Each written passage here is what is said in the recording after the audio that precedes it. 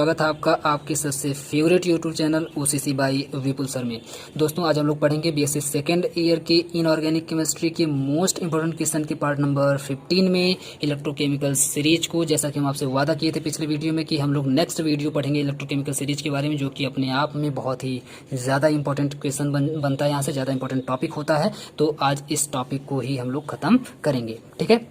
उसके पहले हम आपको बता दें कि अगर आप लोग क्लास 12 में है तो भी आप लोग इसको देख सकते हैं, कोई दिक्कत नहीं है। ऐसा मत सोचिएगा कि सिर्फ बीएससी सेकेंड ईयर के लिए ही बनाया गया है। आप किसी भी क्लास में क्यों ना हो, क्लास 12 में आप लोग जानते हैं इलेक्ट्रोकेमिस्ट्री करके आपका एक चैप्टर है, उस चैप्टर में इस टॉपिक को आपको पढ़ना होता है। तो अगर आप लोग क्लास 12 में तो बिंदास देखिए, या फिर आप किसी भी क्लास में है, किसी भी सेक्शन में है, किसी भी सेमेस्टर में है, कहीं पर भी अगर आप लोग हैं, अगर इलेक्ट्रोकेमिकल सीरीज वहाँ पे आती है, पूछी जाती है आपके सिलेबस में, तो बिल्कुल बिंदास होकर के पढ़ सकते हैं। सेम कॉन्सेप्ट वहाँ पर भी रहेगा, ये मेरा आपसे वादा है, कोई दिक्कत नहीं होगी। सेम चीजें वहां पर भी लिखनी होंगी, ठीक है। अब आते हैं इलेक्ट्रोकेमिकल सीरीज को समझ लेते हैं। इलेक्ट्रोकेमिकल सीरीज क्या है, ये क्यों इतना ज्यादा इंपॉर्टेंट है, इसके अंदर क्या कॉन्सेप्ट्स हैं उसको देखते हैं।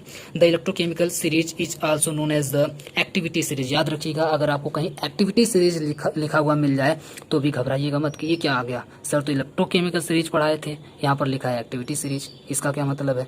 इसका मतलब बिल्कुल दोनों सेम है, चाहे आप इलेक्ट्रोकेमिकल सीरीज बोलिए चाहे आप एक्टिविटी सीरीज बोलिए, दोनों का मतलब बिल्कुल सेम होता है। पहले तो याद कर लीजिए। अब आते हैं इसके फैक्ट्स पर कि इसमें क्या क्या फैक्ट्स आपको पढ़ने हैं। अ लिस्ट ऑफ मेटल्स, देखिए क्योंकि आपको नाम से ही क्लियर है, इस पेट्रोकेमिकल सीरीज हम लोग पढ़ रहे हैं, और सीरीज का मतलब है कोई एक सीरीज लंबी सी होगी, और हम कोशिश करेंगे कि ये जो सीरीज है, ये सीरीज, इस पेट्रोकेमिकल सीरीज भी हम आपको जो पीडीएफ, जो डिस्क्रिप्शन में आपको दिया जाता है हर वीडियो के, उसमें उस पीडीएफ में इसका जो इसकी जो सीरीज है वो भी हम उसमें ऐड कर देंगे, आप लोग जाकर के देख लीजिएगा, ठीक है। वो सीरीज में हम आपको प्रोवाइड कर देंगे। A list of metals listed in order of decreasing reactivity are in the order of decreasing is oxidation. देखिए पहले ध्यान से समझिएगा, पहली बात तो यह एक लिस्ट है। क्या है? यह एक लिस्ट है। किसकी लिस्ट है? मेटल की लिस्ट है। फिर से एक बार सुनिए, ये जो स्पेक्ट्रोकेमिकल सीरीज है कोई रॉकेट साइंस नहीं है, ये सिर्फ इतना सा है कि एक लंबी सी लिस्ट बनाई गई है। किसकी लिस्ट बनाई गई है? तो मेटल्स की लिस्ट बनाई गई है। और कैसे बनाई गई है? तो इन ऑर्डर ऑफ डिक्रीजिंग रिएक्टिविटी, यानी कि ऊपर से नीचे अगर आप लोग आएंगे तो रिएक्टिविटी डिक्रीज होती जाती है। ध्यान दीजिएगा, ये जो रिएक्टिविटी डिक्रीज होती जाती है, ये आपको हम बहुत बड़ा पॉइंट बता रहे हैं, जो कि अभी आपको जो हम सब पिछले वीडियो में जो आपको एक रिएक्शन दिखाए हुए थे, उसमें पूछा था कि स्पॉन्टेनियस रिएक्शन है कि नहीं है, उसमें यही पॉइंट अभी काम करेगा। यही इसी पॉइंट को हम अभी एक्सप्लेन करके वहां पे लिखेंगे, ठीक है। तो ध्यान से सुनिएगा। तो वो लिस्ट कैसी होगी? इन ऑर्डर ऑफ डिक्रीजिंग रिएक्टिविटी, जिसको आप दूसरे वर्ड्स में बोल सकते हैं, और इन the order of decreasing is of oxidation, यानी कि ऊपर से नीचे अगर आप लोग आएंगे तो ऑक्सीडेशन करने का जो की जो प्रॉपर्टी होगी मेटल्स की, वो भी डिक्रीज होती जाती है। आप लोग समझ पाए होंगे, ऊपर से नीचे अगर आप लोग आएंगे तो रिएक्टिविटी डिक्रीज होती जाती है, और रिएक्टिविटी डिक्रीज होती जाती है, इसका मतलब उस जो ऑक्सीडेशन करने की जो प्रॉपर्टी है मेटल्स की, वो डिक्रीज होती जाती है। और जब ऑक्सीडेशन करने की जो प्रॉपर्टी अगर ऊपर से नीचे डिक्रीज होती जाती है, इसका मतलब है कि रिड्यूस करने की जो प्रॉपर्टी है वो बढ़ती जाती है, क्योंकि रिडक्शन ऑक्सीडेशन का क्या होता है? अपोजिट होता है, उल्टा होता है। तो ऊपर से नीचे आने पर अगर ऑक्सीडेशन डिक्रीज हो रहा है, मतलब रिडक्शन इंक्रीज होगा, रिडक्शन वाली प्रॉपर्टी इंक्रीज होगी। ऊपर वाले नीचे वाले को क्या कर देंगे? रिड्यूस कर देंगे, जबकि नीचे वाले ऊपर वाले को क्या कर देंगे? ऑक्सीडेट कर देंगे, उसको ऑक्सीडाइज कर देंगे, ठीक है। ये बात आपको बिल्कुल याद होनी चाहिए। The metals at top of the series, जो मेटल्स बिल्कुल एकदम ऊपर है, टॉप पर है, top of the series, such as alkali metals and alkaline earth metal. देखिए अगर आप लोग सीरीज देखेंगे तो सीरीज में आप लोग देखेंगे कि जो एल्कली मेटल्स हैं और एल्कलाइन अर्थ मेटल है, आप लोग पीडीएफ में जाइएगा आपको मिल जाएगा। तो एल्कली मेटल्स और एल्कलाइन अर्थ मेटल्स में अगर आप लोग देखेंगे तो ये सीरीज के ऊपर सबसे टॉप में होते हैं, सबसे ऊपर होते हैं, और मोर रिएक्टिव और मोर, देखिए कई चीजें यहाँ पे लिखी हुई है, सभी को ध्यान समझिएगा। The metals at top of the series, जो ऊपर होते हैं मेटल्स, जो वैसे मेटल्स जो सीरीज के में टॉप से, यानी कि ऊपर से जो रखे हुए हैं लिस्ट बनाते समय, वो पहली बात तो एल्कली होंगे या तो एल्कलाइन अर्थ मेटल होंगे, एल्कली मेटल्स होंगे या फिर एल्कलाइन अर्थ मेटल्स, यानी कि यस ब्लॉक के एलिमेंट्स होंगे। कौन से ब्लॉक के? यस ब्लॉक के एलिमेंट्स होंगे, और या तो मोर रिएक्टिव होंगे। आप लोग जानते हैं ऊपर से जो ऊपर वाले होते हैं वो ज़्यादा रिएक्टिव होंगे, जो नीचे वाले होंगे वो कम रिएक्टिव होंगे। तो या तो मोर रिएक्टिव होंगे, और most easily oxidised than the metals found at the bottom of the series. वही बात अभी हम यहाँ पे आपको समझाए हैं कि इसका मतलब ये हुआ कि एंड मोस्ट इजीली ऑक्सीडाइज्ड। इस पॉइंट को बहुत ध्यान से समझिएगा और मोस्ट ईजिली ऑक्सीडाइज्ड, यानी कि जो ऊपर वाले मेटल है, ऊपर वाले जो मेटल है वो बहुत ही ईजिली ऑक्सीडाइज्ड हो जाएंगे किससे, जो नीचे वाले मेटल्स हैं उनसे, यानी कि नीचे वाले मेटल्स ऊपर वाले को जल्दी से ऑक्सीडाइज कर देंगे, या फिर दूसरे वर्ड्स में बोले तो ऊपर वाले मेटल्स नीचे वाले मेटल्स जल्दी से ऑक्सीडाइज हो जाएंगे।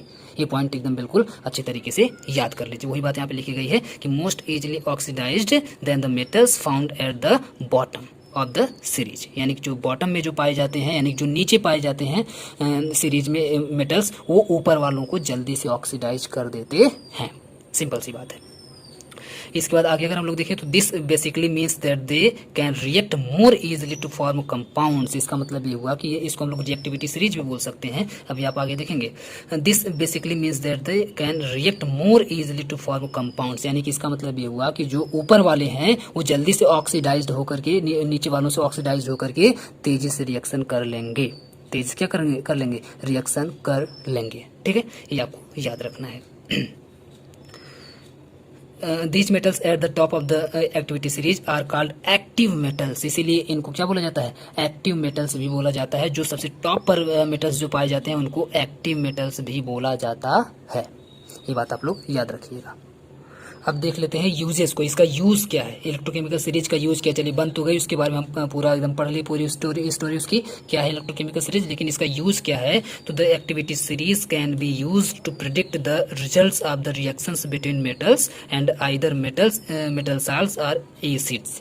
ध्यान से देखिएगा, ये जो एक्टिविटी सीरीज है या फिर जो इलेक्ट्रोकेमिकल सीरीज है, इससे हम लोग एक चीज प्रिडिक्ट कर सकते हैं। प्रिडिक्ट करने का मतलब है कि आगे क्या होने वाला है वो बता सकते हैं, फ्यूचर बता सकते हैं। सोचिए आपको अगर ये पावर मिल जाए कि आप किसी चीज का फ्यूचर बता दे, किसी का फ्यूचर बता दे, भैया तुम्हारी लाइफ में आगे ये होने वाला है, आगे ये होने वाला है ना, मतलब बिल्कुल आपको पहले ही पता चल जाए कि आगे क्या होने वाला है, उसको बोलते हैं प्रिडिक्ट कर देना, प्रिडिक्शन करना। ठीक है, तो वो काम करने वो आपको एक आइडिया प्रोवाइड करती है केमिकल सीरीज कि आप प्रिडिक्ट कर सकते हैं। सोचिए आप एकदम भगवान की तरह से वर्क कर सकते हैं। आप पहले ही बता सकते हैं भैया कौन सा मेटल यहाँ पे रिएक्शन करेगा, कौन सा नहीं करेगा, कौन सा कितना करेगा, कौन सा कितना करेगा, सारी बात आप बिल्कुल यहाँ से भगवान की तरह से बता सकते हैं। मतलब समझिए आप इलेक्ट्रोकेमिकल सीरीज आपको भगवान बना देती है, आपको प्रेडिक्शन करने की एक पावर दे देती है, एक आपको फॉर्मूला, एक आपको ट्रिक बता देती है। ठीक है, तो वो इसका जबरदस्त यूज है कि the activity series can be use to predict the results of reactions between metals and either metal salts और एसिड्स, यानी कि अगर किसी मेटल और मेटल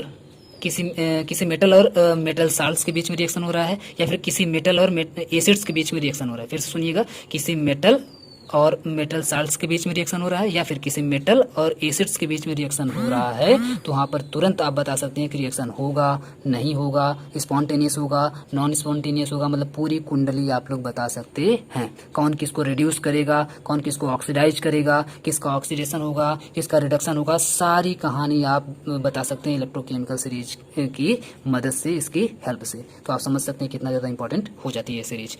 नेक्स्ट अगर हम लोग इसमें देखें तो Any metal on the list can be oxidized by the ions of the elements below। ये जो कोई भी मेटल कैसे ऑक्सीडाइज होता है उसको आप एक एग्जांपल के जरिए यहाँ पे समझने की कोशिश करिए। ये सारी बातें आपको एग्जाम में भी लिखनी है, याद रखिएगा। For example copper is above silver. आप लोग जब सीरीज में देखेंगे तो सीरीज में आपको पता चलेगा, आप PDF में जाइएगा, जरूर देखिएगा सीरीज में अगर आप लोग देखेंगे तो कॉपर जो होता है वो सिल्वर से ऊपर होता है। Copper is above the silver, ठीक है, सिल्वर के ऊपर होता है सीरीज में। 10 copper metal is oxidised by silver ions. इसका मतलब ये हुआ कि कॉपर जो होगा वो ऑक्सीडाइज्ड हो जाएगा सिल्वर से, क्योंकि अभी हम आपको बताए हैं कि ऊपर वाले जो होते हैं वो नीचे वाले से ऑक्सीडाइज्ड हो जाते हैं, या फिर ऊपर वाले नीचे वाले को रिड्यूस कर देते हैं। दोनों बातें सेम है, ऊपर वाले नीचे वाले को रिड्यूस कर देते हैं या फिर ऊपर वाले नीचे वाले से ऑक्सीडाइज हो जाते हैं। दोनों बात बिल्कुल सेम होती है, याद रखिएगा। ठीक है, तो कॉपर क्योंकि ऊपर है, इसका मतलब ये ऑक्सीडाइज हो जाएगा किससे, सिल्वर से, क्योंकि सिल्वर उसके नीचे होता है। या फिर दूसरे वर्ड्स में कहें तो कॉपर जो है वो रिड्यूस कर देगा सिल्वर को। सिंपल सी बात है, दोनों बातें बिल्कुल सेम है। तो रिडक्शन और ऑक्सीडेशन, रिड्यूस और ऑक्सीडाइज, ये सारे कॉन्सेप्ट आपको क्लियर होने चाहिए, तभी आपको ये पूरा समझ में आएगा। कैसे, यहाँ पर देखिए, ये आपका कॉपर है, ये आपका 2 बार एजी लिया गया है और एजी के ऊपर यहाँ पे एक प्लस चार्ज है। और यहाँ से यहाँ अगर हम लोग चलें तो आप देख पा रहे हैं कि ये जो एजी है, एजी अपना क्या करता है, एजी इलेक्ट्रॉन को गेन करता है अब कहेंगे सर इसमें इलेक्ट्रॉन कहाँ से आ गया, तो इलेक्ट्रॉन के कॉन्सेप्ट में भी हम आपको एक बार फिर से समझा देते हैं। देखिए जो नीचे वाले, ऊपर से अगर आप लोग नीचे आएंगे तो नीचे वाले एलिमेंट्स इलेक्ट्रॉन को तेजी से गेन करते हैं, मतलब गेन करने की जो टेंडेंसी होती है वो बढ़ती जाती है। यानी कि ऊपर से नीचे आने पर जो मेटल्स होंगे वो इलेक्ट्रॉन्स को गेन करने की टेंडेंसी उनके अंदर बढ़ती जाती है, जबकि इलेक्ट्रॉन को लॉस करने की टेंडेंसी घटती जाती है। या फिर ऐसे बोल लें, नीचे से ऊपर जब आप जाएंगे तो इलेक्ट्रॉन को लॉस करने की टेंडेंसी बढ़ती जाती है, जबकि गेन करने की टेंडेंसी घटती जाती है।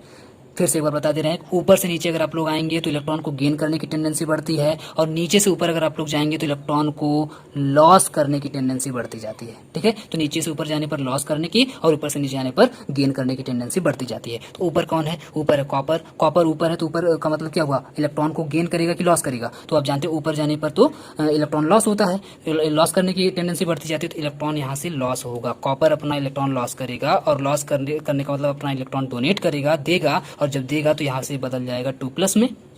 कॉपर ने अपना 2 इलेक्ट्रॉन दे दिया और ये 2+ में चेंज हो गया, और उसमें से 2+ में से आप देखेंगे 2 बार Ag इसे ले लिया गया था, एक Ag के ऊपर 1+, और 2 Ag के ऊपर 2+, और 2 इलेक्ट्रॉन इसे लेकर के पूरा रिड्यूस होकर के क्या हो गया, 2Ag बन गया, 2Ag बन गया। ठीक है, यानी कि ए इलेक्ट्रॉन को गेन कर लिया। क्यों, क्योंकि Ag नीचे आता है, और नीचे आने पर उसमें इलेक्ट्रॉन को गेन करने की टेंडेंसी बढ़ती है, क्योंकि Ag नीचे है, सिल्वर नीचे है, इसलिए कॉपर के इलेक्ट्रॉन को गेन करके रिड्यूस हो जाएगा। और याद रखिएगा, रिड्यूस होने का मतलब है कि प्लस चार्ज में प्लस चार्ज कम होगा। यहाँ पे देख पा रहे हैं आप, एक प्लस चार्ज है, यहाँ पर आने के बाद क्या हो गया, प्लस चार्ज कम हो गया, इसका मतलब ये रिड्यूस हो गया, इसका रिडक्शन हो गया। ठीक है, इसका रिडक्शन हो गया, ये रिड्यूस हो गया। जबकि अगर प्लस चार्ज बढ़ जाए, अगर प्लस चार्ज बढ़ जाए रिएक्शन की बात, तो समझिए वहाँ पे ऑक्सीडेशन हुआ है, वो ऑक्सीडाइज हो गया है। ठीक है, तो प्लस चार्ज यहाँ पे देख रहे थे आप लोग, एक भी नहीं था, और यहाँ पर 2 प्लस चार्ज बढ़ गया। इसका मतलब ये हुआ कि कॉपर के ऊपर प्लस चार्ज बढ़ जा रहा है, इसका मतलब इसका ऑक्सीडेशन हो गया है, ये ऑक्सीडाइज हो गया है। देखिए सारे कॉन्सेप्ट बिल्कुल एक ही है, चाहे आप प्लस चार्ज के फॉर्म में बोलिए, चाहे इलेक्ट्रॉन के फॉर्म में बोलिए, चाहे रिडक्शन ऑक्सीडेशन के फॉर्म में बोलिए, सारे कॉन्सेप्ट एक ही होते हैं। इसीलिए क्लास 12 में आपका एक चैप्टर पढ़ाया जाता है रिडक्शन और ऑक्सीडेशन, जो कि मोस्ट इंपॉर्टेंट होता है, जिसमें आपको पूरा डिटेल में क्लास 11 में पढ़ाया जाता है, जो कि बहुत ही डिटेल में आपको समझाया जाता है वहाँ पर। तो ये कॉन्सेप्ट आपका बिल्कुल क्लियर यहाँ पे होना चाहिए। ठीक है, उम्मीद करते हैं बातें पूरी आपको समझ में आई होंगी।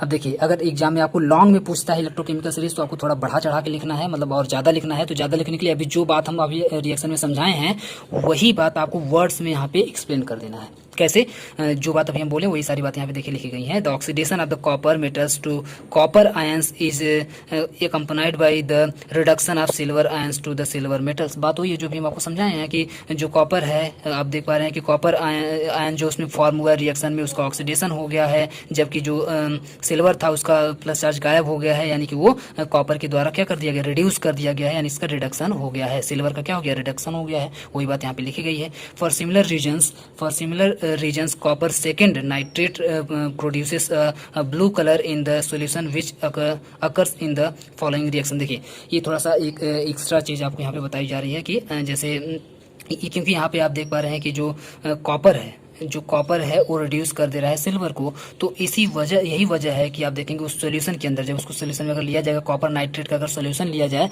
तो कॉपर नाइट्रेट के सॉल्यूशन में क्योंकि सिल्वर रिड्यूस हो जाता है और कॉपर ऑक्सीडाइज हो जाता है, जिसकी वजह से उस सॉल्यूशन का जो कलर होता है वो ब्लू हो जाता है। उस सॉल्यूशन का कलर क्या हो जाता है, blue colour in the solution. ठीक है, सॉल्यूशन का जो कलर होता है वो ब्लू कलर का हो जाता है। आप जानते हैं अच्छे तरीके से, कॉपर जहाँ पर रहता है जब जाके रिएक्शन करता है तो ब्लू बना देता है। वो कैसे बनाता है, क्योंकि वो खुद ऑक्सीडाइज हो जाता है, जिसकी वजह से बना लेता है। ठीक है, जैसे ये रिएक्शन देखिए, यहाँ पे रिएक्शन आपको दिखाया गया है कि 2AgNO3 आपका एक सोल्यूशन है, यानी कि सिल्वर नाइट्रेट है। इसमें अगर आप कॉपर का रिएक्शन करवाएं तो कॉपर क्योंकि आप जानते हैं ऊपर रहता है, Ag आपका नीचे रहता है, तो कॉपर ज़्यादा रिएक्टिव होगा और Ag आपका कम रिएक्टिव होगा। तो ऑब्वियस सी बात है क्या हो जाएगा, कॉपर जाकर के इसको रिप्लेस कर देगा और Ag यहाँ पे आ जाएगा। जब Ag यहाँ पे आ जाएगा मतलब इसको रिड्यूस कर देगा, Ag को, तो Ag को जब रिड्यूस कर देगा तो Ag आपका निकल करके देखिए यहाँ पे बाहर आ गया है, जबकि जो कॉपर आपका है वो यहाँ पर आ गया है, यहाँ पर देखिए आ गया है, और एक यहाँ पे बन गया क्या, सोल्यूशन एक बन गया, या एक आपका कंपाउंड बन गया। जब एक कंपाउंड बन गया तो इस कंपाउंड का जो कलर होता है वो कैसा हो जाता है, ब्लू कलर का हो जाता है,